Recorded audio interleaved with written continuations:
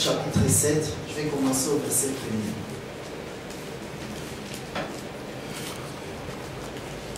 Je lis au nom de Jésus. Amen. L'Éternel dit à Moïse,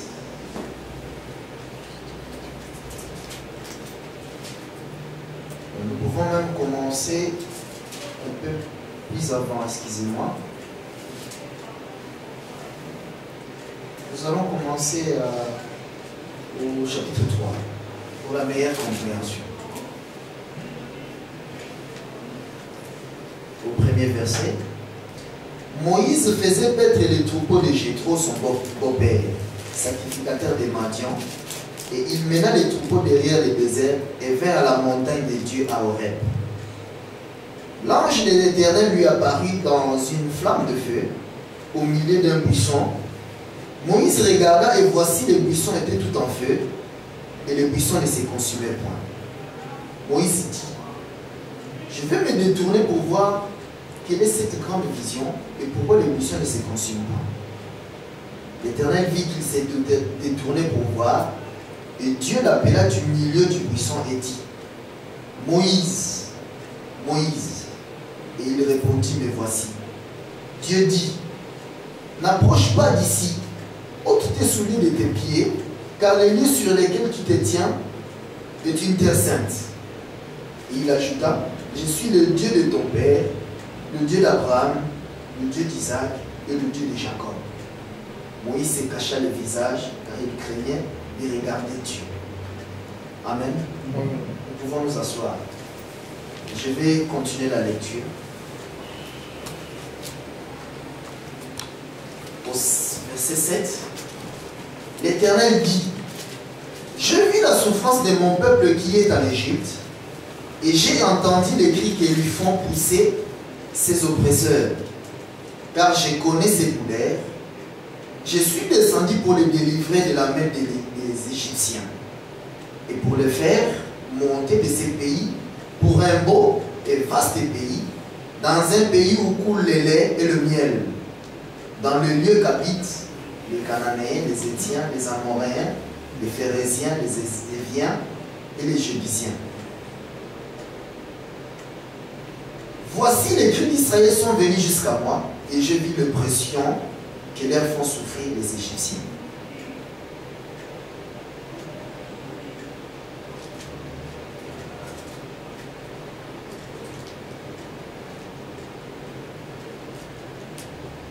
Je vais aller maintenant au chapitre 4, au premier verset. Moïse répondit et dit, voici, ils ne croiront point, ils n'écouteront point ma voix, mais ils diront, l'Éternel n'était point apparu. L'Éternel lui dit, qu'y a-t-il dans ta main? Il répondit, une verge. L'Éternel dit, jette-la par terre. Il la jeta par terre, et elle devint un serpent. Moïse fouillait devant lui.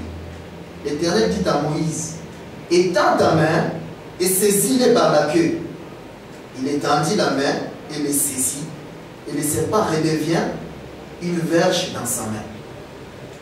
C'est là, dit l'Éternel, ce que tu feras, afin qu'ils croient que l'Éternel, le Dieu de leur père, t'est apparu, le Dieu d'Abraham, le Dieu d'Isaac et le Dieu de Jacob.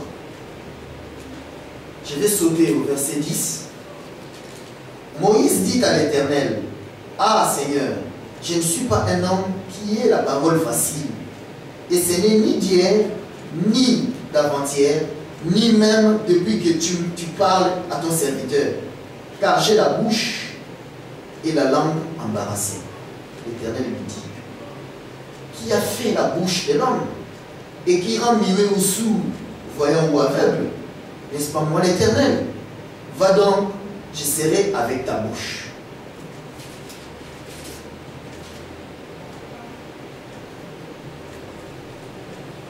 Je saute au verset 15. Tu lui parleras et tu mettras les paroles dans sa bouche. Et moi, je serai avec ta bouche et avec sa bouche. Et je vous enseignerai ce que vous aurez à faire. Il parlera pour toi au peuple, il te servira de bouche et tu t'entraîneras pour lui la place de Dieu. Maintenant, je reviens au chapitre 7, comme je vais lire tout à l'heure.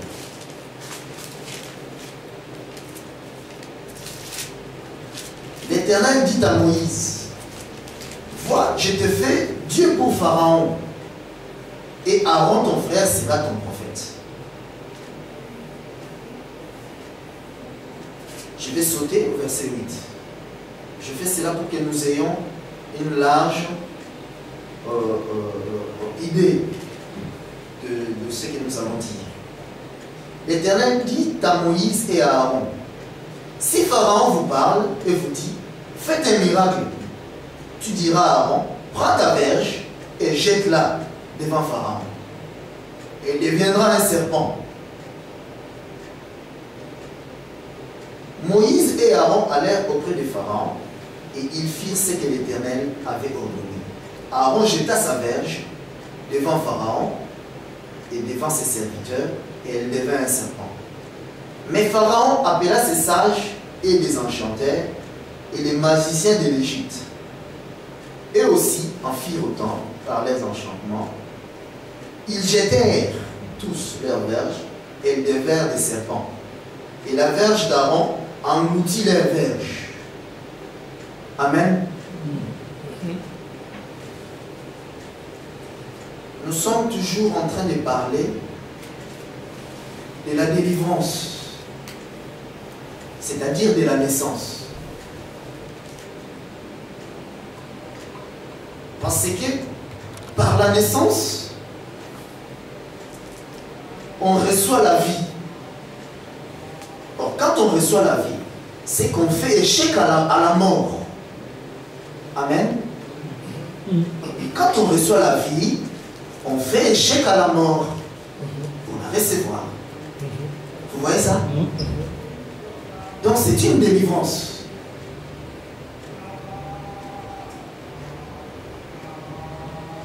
Nous sommes en train de parler donc de la naissance. Et par la naissance, nous avions dit que pour que Dieu te connaisse, il faut que tu existes.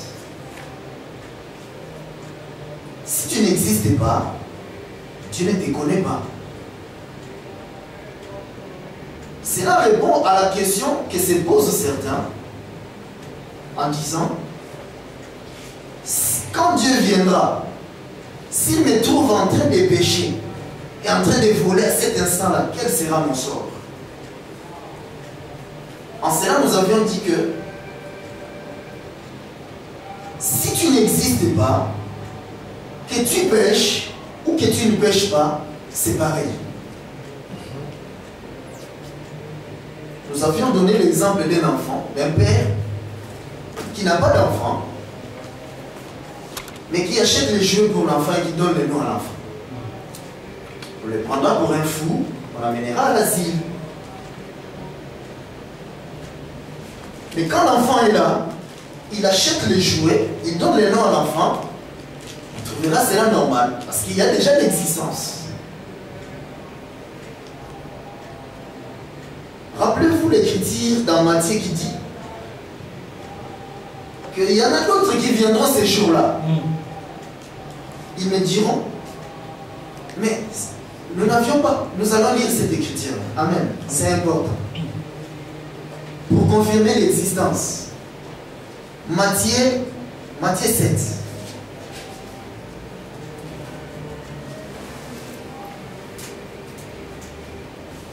Matthieu 7, au verset 21.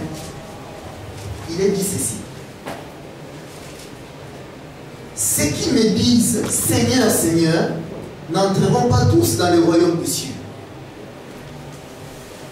mais seulement celui qui fait la volonté de mon Père qui est dans les cieux. Plusieurs me diront à ces jours-là, Seigneur, Seigneur, n'avons-nous pas prophétisé par ton nom? N'avons-nous pas chassé des démons en ton nom, par ton nom? Et n'avons-nous pas fait beaucoup de miracles par ton nom? Alors je leur dirai ouvertement, je ne vous ai jamais connu. Retirez-vous de moi, vous qui commettiez l'iniquité. Amen. Il y en a qui viendront ces jours-là. L'exemple que Jésus-Christ nous donne. C'est-à-dire actuellement, il y a des gens qui font des miracles. Au nom de Jésus, il vient, il rassemble des multitudes, des milliers de gens. Vous allez voir ce que Jésus va faire. Quand il va prier, Jésus va venir et il va faire. Il va venir honorer son nom.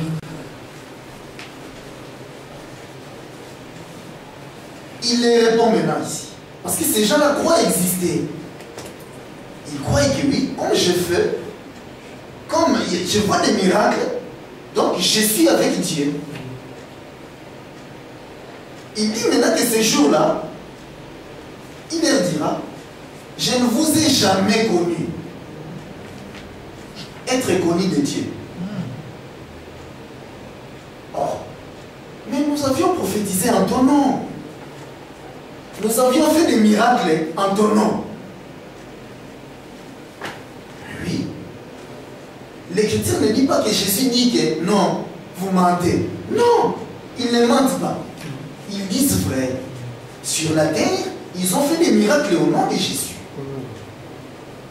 Ils ont expérimenté cela. Vous voyez ça? Mais il leur dit, je ne vous ai jamais connu. L'existence. Être connu de Dieu.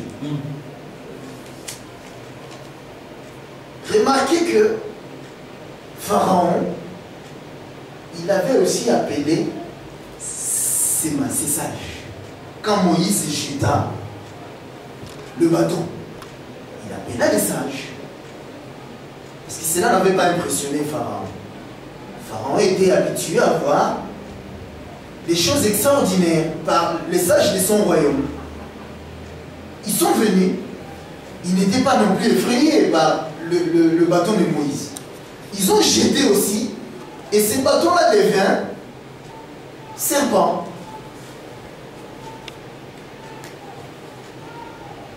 Le même miracle que le bâton de Moïse. La seule différence, c'est que Dieu connaissait Moïse.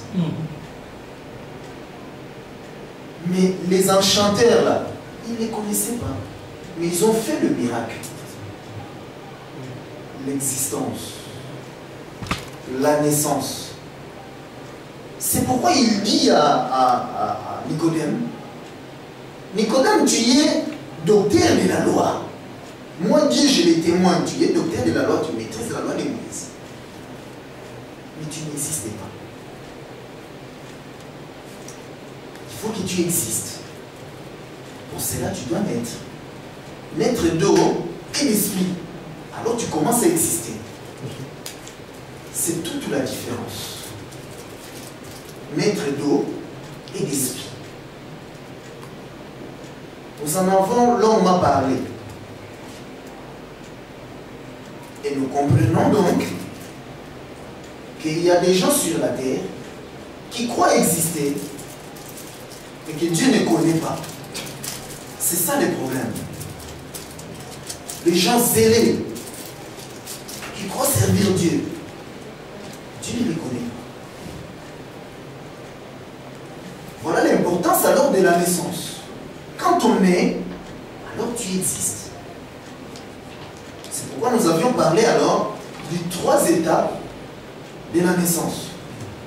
L'eau, le sang et l'esprit. De la même manière que nous naissons sur la terre, de la même manière que nous naissons spirituellement. Et quand nous naissons, nous existons. Amen.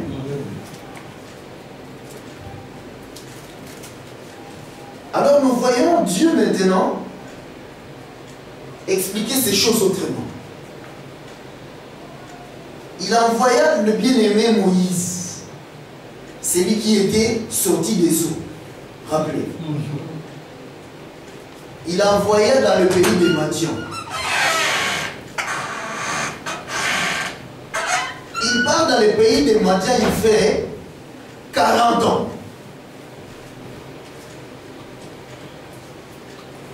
Quand il fit 40 ans, Dieu trouva qu'il était grand.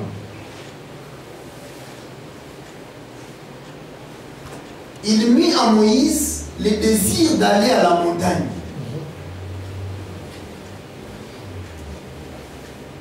Il prit son troupeau. Il partit à la montagne.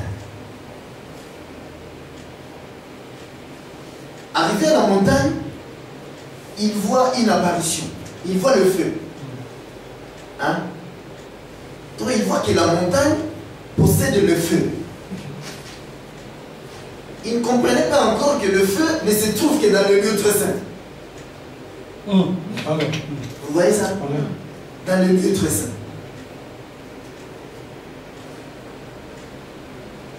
Et que lui, il se trouvait dans le lieu saint. Parce qu'il venait de Madian. Vous voyez ça? Il quitte Madian. Il vient. Dieu confirme. Moïse, tu t'es souviens. Tu te trouves dans le lieu saint.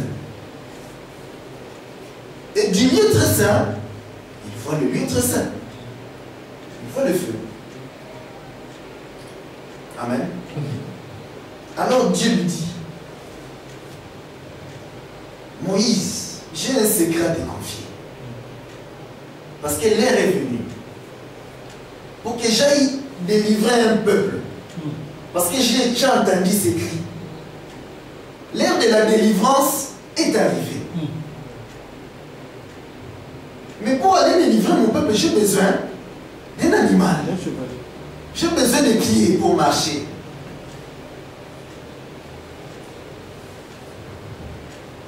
Tu sais pas pourquoi tu as fait 40 ans? Parce que tes 40 ans, ce sont tes pieds. Amen. Tu as 4 pieds maintenant. Alors l'heure est venue. Je vais monter sur toi. Nous allons partir délivrer. Parce que la délivrance ne vient que sur l'homme monté sur l'âne. Amen. Tu es l'âne. Moïse écouta. Ah bon? Mais moi je ne sais pas parler. Mais voilà. Tu confirmes que tu es l'âne. Amen. Parce que l'âne ne sait pas parler. C'est la tête, l'homme qui est monté sur l'âne qui parle. Et quand il parle, la délivrance est là. Toi, tu ne peux pas parler. Ah bon? Qu'est-ce que tu as à la main? Un bâton. Ah mais voilà. Jette. J'ai expliqué l'autre jour c'est quoi le bâton. Hein? C'est-à-dire, les gestes qu'il fait de jeter correspond à la parole qu'il entend. Jette, il jette. Et le bâton devint un serpent. Oh bon? Pendant tous les temps, remarquez, le bâton là, c'est le bâton dont il se servait pour paître le troupeau. Mais il ne savait pas ce que c'est. C'est-à-dire, pendant tout ce temps-là, 40 ans, il avait un bâton. Mais il a fallu qu'il ne bouge pas pour qu'il comprenne c'est quoi le bâton. Pour que le bâton prenne le pouvoir. Vous voyez ça? Donc il faut que la tête parle. Rappelez-vous le titre de Colossiens 1. Jésus est la tête. Nous sommes les corps. La tête qui a la bouche. Quand la tête parle, si la tête veut prendre, la tête a le désir de prendre l'enveloppe. Est-ce que la bouche va descendre pour prendre l'enveloppe? La tête va parler, c'est-à-dire va donner les instructions à la main. La main va prendre l'enveloppe. Vous voyez ça? C'est pourquoi c'est toujours la tête qui doit parler. Il avait le bâton, mais il ne savait pas s'en servir. Alors, quand maintenant la bouche parle, la main rentre en action. Vous voyez ça? C'est très important. Alors, c'est pourquoi nous voyons Jésus. Et nous voyons la main qui tient le corps. Le pourquoi de cette plaie. Vous voyez ça? Nous allons bien expliquer cela. Prenons une écriture. Nous allons lire Juge.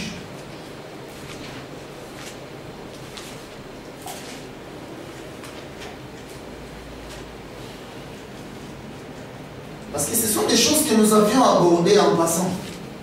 Mais le Seigneur nous fait grâce de revenir parfois et de poser. Amen. De bien expliciter. Parce que quand nous passons, il y en a qui comprennent, il y en a qui ne comprennent pas. C'est pourquoi Dieu fait cela. C'est-à-dire, il vient, il revient, il détaille. Juge 15.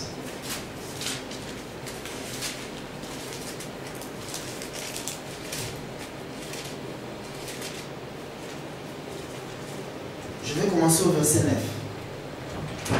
Alors les Philistins se mirent en marche, campèrent en Juda et s'étendirent jusqu'à l'Échi. Les hommes de Juda dirent: pourquoi êtes-vous montés contre nous? Ils répondirent: nous sommes montés pour lier Samson, afin de le traiter comme il nous a traités. Sur quoi 3000 hommes de Juda descendirent à la caverne du rocher d'Étam et dirent à Samson: ne sais-tu pas que les Philistins dominent sur nous? Que nous as-tu donc fait? Il leur répondit: je les ai traités comme ils m'ont traité. Il lui dit: nous sommes descendus pour te lier, afin de te livrer entre les mains des Philistins. Samson leur dit: jurez-moi que vous ne me tuerez pas. Ils lui répondirent: non, nous voulons seulement te lier et te livrer entre leurs mains, mais nous ne te ferons pas mourir. Et ils les lièrent avec des cordes neuves et le firent sortir de la caverne. Lorsqu'il arriva à l'Échi, les Philistins poussèrent des cris à sa rencontre. Alors l'Esprit de l'Éternel le saisit. Les cordes qu'il avait au bras devinrent comme du lin brûlé par le feu, et ses liens tombèrent de ses mains. Il trouva une mâchoire d'âne fraîche. Il étendit sa main pour la prendre, et il en tua 1000 hommes. Et Samson dit: avec une mâchoire d'âne, un monceau, 2 monceaux. Avec une mâchoire d'âne, j'ai tué 1000 hommes. Quand il eut achevé de parler, il jeta de sa main la mâchoire. Amen. Amen. Je répète. Quand il eut achevé de parler, il jeta de sa main la mâchoire. Parce qu'il fallait qu'il parle. Pendant que la main exécutait. Vous voyez ça? La tête parle, la main exécute. Et la délivrance est donnée. Voilà ce que je disais tout à l'heure. Dieu vient, il dit à Moïse: Moïse, tu es l'âne. Je dois monter sur toi pour aller parler là-bas et donner la victoire. Il confirme: je ne sais pas parler. Oui, oui, c'est très bien, j'ai déjà prévu tout ça. Parce que l'âne ne parlait pas. C'est moi qui dois lui donner la bouche pour parler. Vous voyez ça? Le pourquoi de la mâchoire d'âne. La mâchoire, quand elle était là, cet os-là, ne parlait pas. Vous voyez ça? Il a fallu que Samson parle, que la bouche tienne la mâchoire. La mâchoire, c'est une bouche, mais qui ne parlait pas. Mais saisi par les doigts, la bouche parle. Amen. L'âne ne parle pas, mais l'âne parle. L'âne parle par les doigts et par la bouche de celui qui lit. Amen. Et la délivrance est donnée. C'est pourquoi Jésus est venu ce jour. C'est ici où vient cette écriture. Parce que l'évangile éternel, ce n'est pas seulement l'ombre des choses. Non. Si tu les prends que comme ombre, tu meurs. L'évangile éternel est aussi un témoignage et aussi un exemple. Amen. Tout le problème est de savoir ajuster. Quand la réalité vient maintenant, parce que là c'était l'ombre, Jésus vient auprès de Lazare. Il vient à la tombe. Lazare qui avait fait 4 jours dans la tombe. Lazare, tu as fait 4 jours, c'est très bien. De la même manière qu'il avait appelé le bien-aimé Moïse. Tu as fait 40 ans, donc j'ai besoin du chiffre 4 pour donner la délivrance. Tu as fait 40 ans, c'est très bien, les revenus. Lazare meurt. Premier jour, l'heure n'était pas encore venue. Ses sœurs trouvaient que c'était fini. Quand l'heure est venue, il dit maintenant à son troupeau, parce que lui aussi avait un troupeau, comme le bien-aimé Moïse. Nous allons aller ressusciter notre bien-aimé qui dort. Mais on venait de lapider là-bas, tu y retournes. Oui, oui, oui, parce que l'air est venu. On va lapider parce que l'air n'était pas encore là.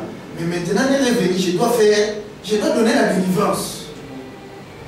Nous allons, il a mené aussi son troupeau à la montagne. Il vient, Lazare. L'air est venu pour que j'aille à la montagne.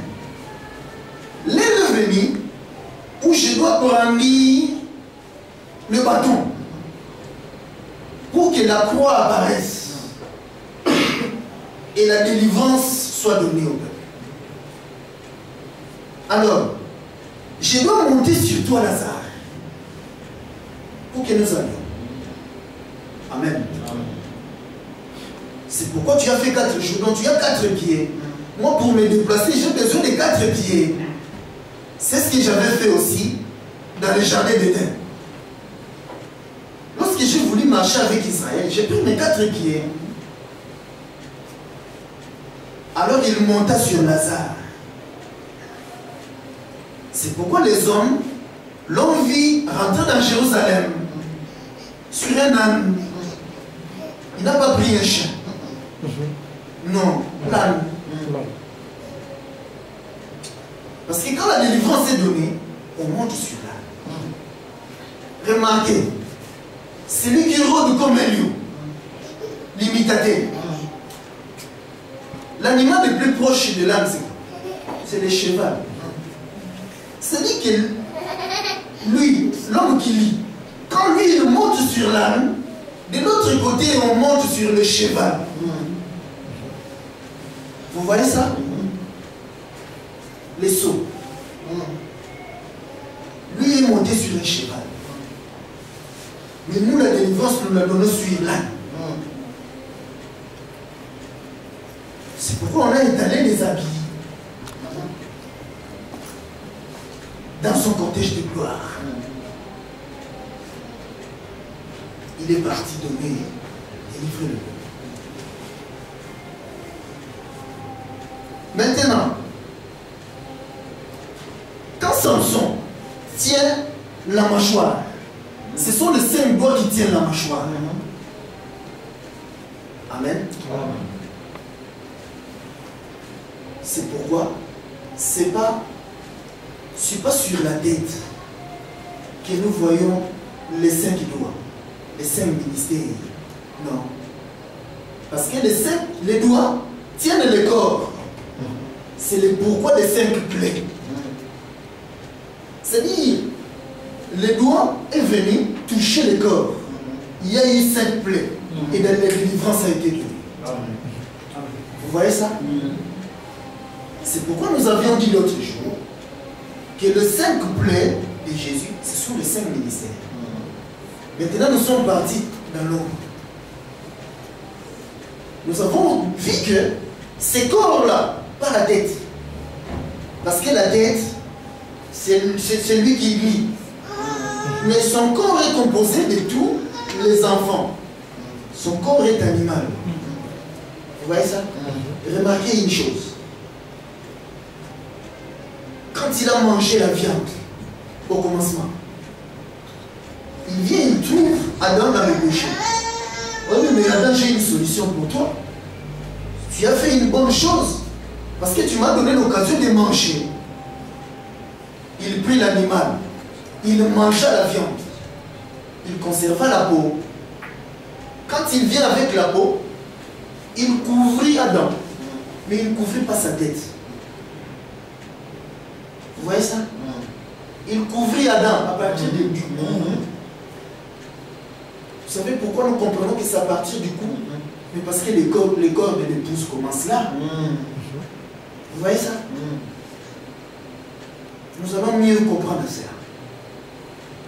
Il prend une autre image. Isaac, qui veut bénir.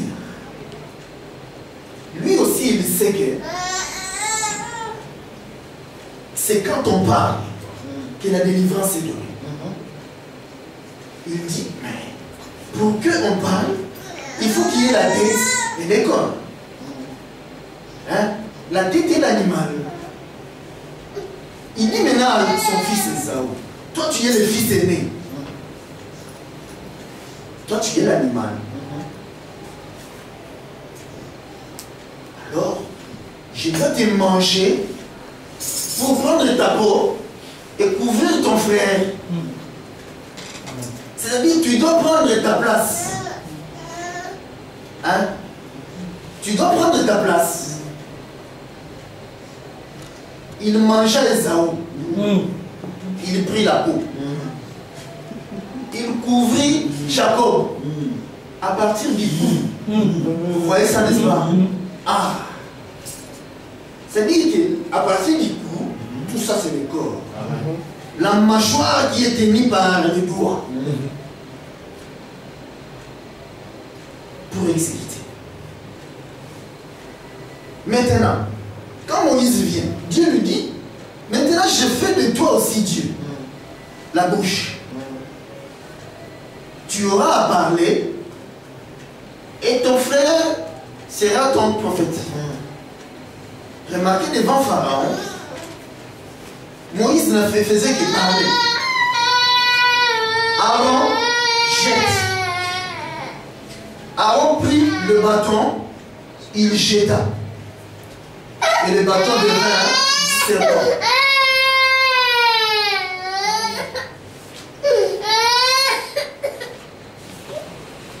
Remarquez une chose importante. Moïse parlait. Il a parlé. Pourtant, tout à l'heure, il disait à Dieu, non, tu sais, je ne sais pas parler. Mais là, il a parlé. Vous voyez ça? Ça dit qu'il... Là, il devient la tête.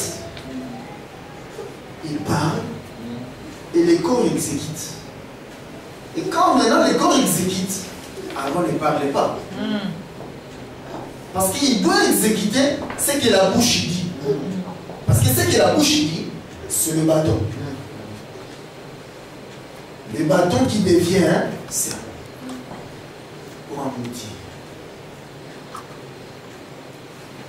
Parce que le bâton doit devenir serpent pour engloutir. Vous voyez ça? Alors c'est pourquoi Moïse, il dira maintenant au peuple, quand le peuple s'est avancé jusque devant la mer rouge, il n'y avait plus d'issue.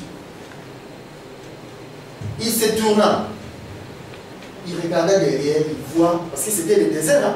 Sûrement ils ont vu la poussière, Pharaon et son armée. L'armée de Pharaon à cette époque-là, Pharaon régnait sur la terre. Vous voyez ça? Il était très puissant. Donc l'armée de Pharaon, ses chars, ses chevaux. Parce que Pharaon était sur les chevals. C'est pourquoi j'ai dit tout à l'heure que quand lui, l'homme qui lit, monte sur l'âne, l'adversaire, lui, il monte sur le cheval. Donc Pharaon est monté sur le cheval. Alors Moïse devait monter sur l'âne. Il se présenta. le peuple qui faisait du bruit, il leur dit, calmez-vous. Devenez maintenant l'âme. Amen. Vous voyez ça? Parce que l'âme ne parlait pas. Le peuple est devenu l'âme. Lui, il est devenu la tête. Il a ordonné. Il a tenu les bateaux. Les bateaux s'est projetés dans la mer. Amen. Les bâtons s'est projeté à la mer. De la même manière que le bâton, quand il est jeté, il devient serpent. De la même manière, quand il est brandi, le bâton devient serpent.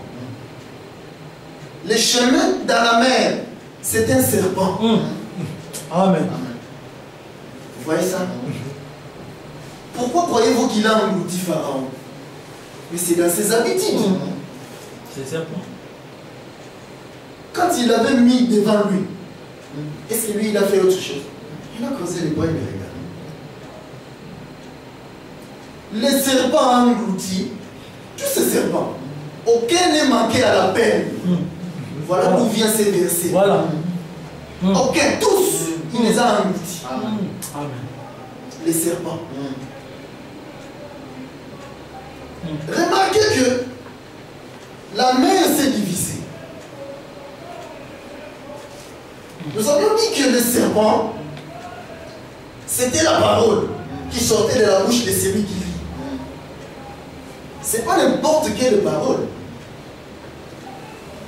La parole à double tranchant. Vous voyez ça? Vous voulez voir les deux tranchants? On est en dehors. La mer s'est divisée en deux parties. N'est-ce pas que sur la croix, celui qui était là, parce qu'il y en a toujours des savants, les deux peuples qui le suivent, même dans l'autel, celui qui était à gauche, il le voit pécher. Hein? Parce qu'il avait les yeux de voir, il l'a vu. Un pécheur. Oh, toi tu es un grand pécheur. Vous voyez? Israël. Mais l'autre qui est à droite, il voit aussi. Oh, moi la vision que je vois est différente. Vous voyez ça? Parce que les deux visions sont toujours différentes, rappelez-vous. Avec Joseph en prison. L'un lui dit, moi, c'est le pain. L'autre dit, moi, les chansons, c'est le vin. Il dit, ah ouais, mais je connais cette histoire-là. Le pain doit être mangé. Toi, tu vas mourir. Hein? Les vins, les vins doivent monter. Toi, tu vas rester. Toujours les deux peuples. Alors l'autre, le vin maintenant, il regarde. Oh, toi, tu es Dieu. Tu as un royaume. Quand tu seras dans ton royaume, tu penses à moi. Vous voyez ça? C'est-à-dire, nous avions la loi, les lions, hein, et la grâce.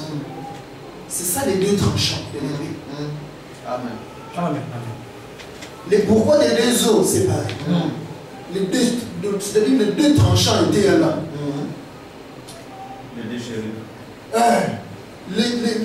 Le chemin s'est ouvert. Mais l'autre, Pharaon, lui ne sait pas ces choses-là. Il s'engouffra. Vous comprenez comment les serpents l'avalent à cause de son ignorance. Il ne savait pas que l'épée était déjà brandie. Il s'engouffra. Les dettes, il nous voyait même. Il fallait que nous soyons là pour lui. Mais Pharaon, tu ne vois pas les dettes tranchants. Ici, il est tourné les morts. Il y a des poils dedans. En temps ordinaire, quand on arrête l'eau qui coule, mais l'eau va monter ici. Et là-bas, il y aura rien. Mais lui, il voit des eaux. Il ne comprend pas que c'est les peines déjà en place. Il s'engouffra. Mais il fit. Voilà. Il est obligé. Vous voyez ça? Le chemin interdit. Ah! Il n'a pas C'est ça lu. les problèmes. Il n'a pas lu les panneaux. C'est ça les problèmes. C'est pourquoi l'Écriture détermine qu'il avait été englouti. Remarquez, là, ces jours-là, Pharaon, ses chevaux et son armée, tous engloutis. Amen. Aucun n'a manqué à l'appel. C'est là où provient cette écriture. Qui les a drainés dans son cortège de gloire. Et personne n'a manqué à l'appel. C'est pourquoi aujourd'hui il nous dit, j'ai déjà vaincu. Alors, marchez sur les serpents et les scorpions. C'est-à-dire que vous allez faire la répétition. Et c'est que moi j'ai fait là. Hein? J'ai déjà fait. Faites seulement la répétition. Vous comprenez? Pourquoi nous ne devons pas avoir peur du Pharaon et de son armée? Au contraire, nous devons les chercher. Parce que nous avons la connaissance, nous savons qu'il avait été vaincu ces jours-là.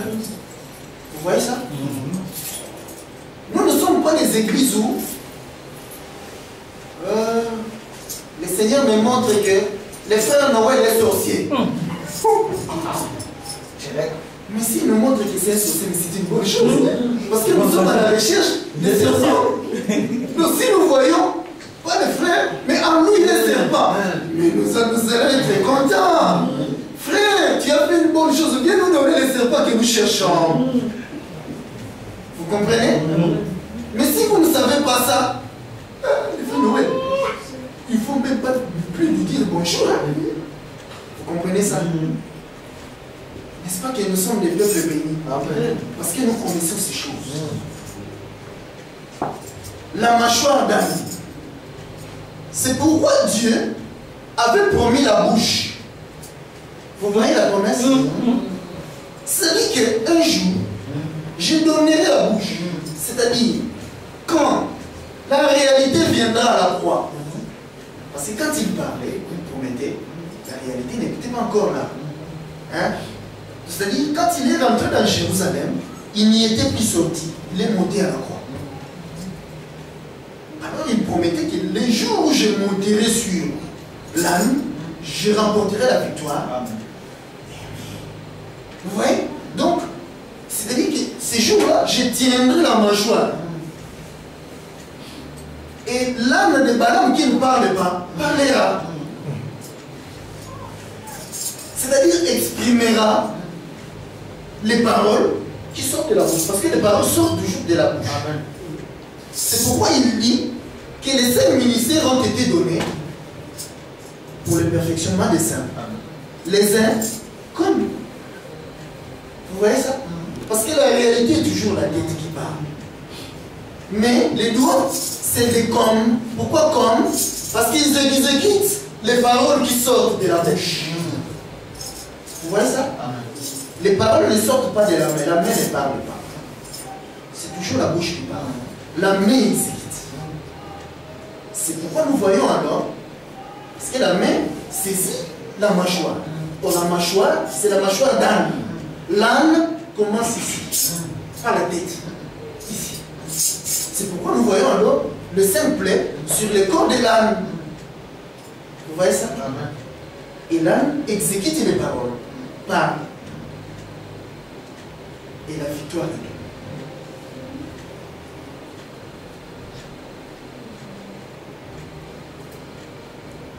C'est le pourquoi alors de Jésus qui monte sur l'âne.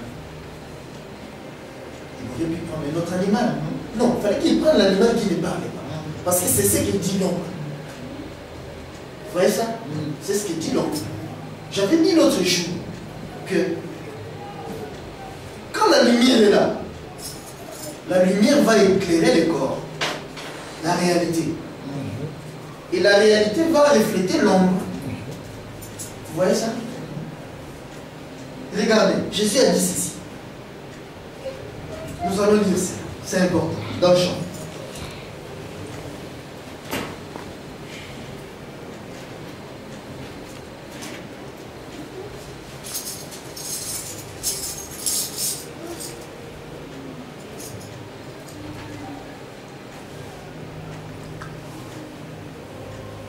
Il y a une écriture qui dit que le Saint-Esprit parlera de nous.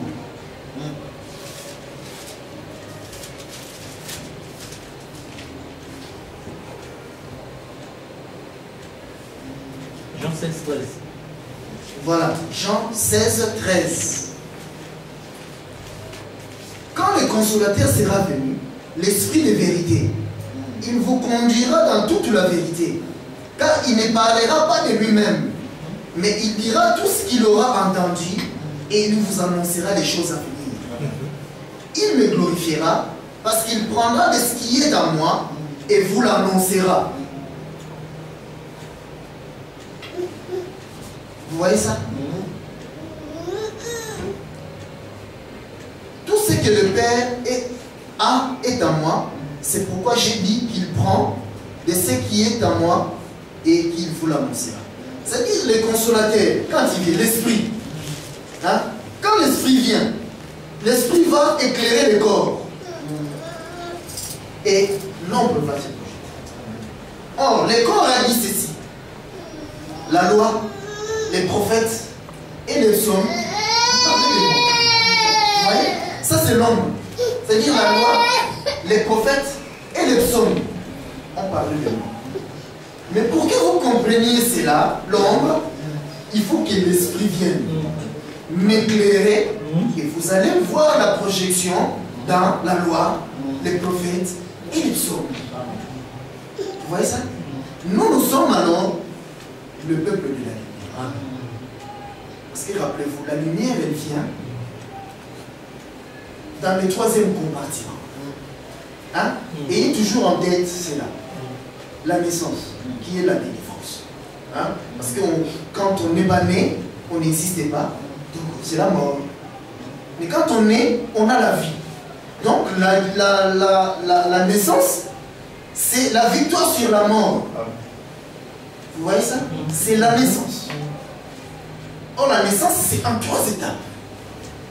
Le parvis, le lieu saint, où est le sang apporté par les fils. Et puis, il y a le lieu très saint où il y a le feu. Vous voyez ça, non? Le troisième jour. Le troisième jour, où il y a le feu. Donc nous sommes le peuple du feu, parce que c'est l'esprit. Notre naissance, c'est pas dans la chair, comme il a dit à Nicodème. Là, tu existes par la chair, oui, mais en esprit, tu n'existes pas. Tu dois naître de la même manière pour exister. Tu dois naître d'eau et d'esprit. Donc nous sommes des esprits. Quand tu nais en esprit, tu es esprit. Vous voyez ça? De la même manière que la femme entourée du soleil, de la lune et des étoiles qui est enceinte. C'est Marie. La lumière vient la couvrir. Vous voyez ça, non? Elle donne un fils. Parce qu'il donne toujours un fils. Hein? Parce que lui, quand il donne le fils, l'autre il donne 2 filles. Nous savons ça. Un imitateur. Il donne des filles. Jamais un fils.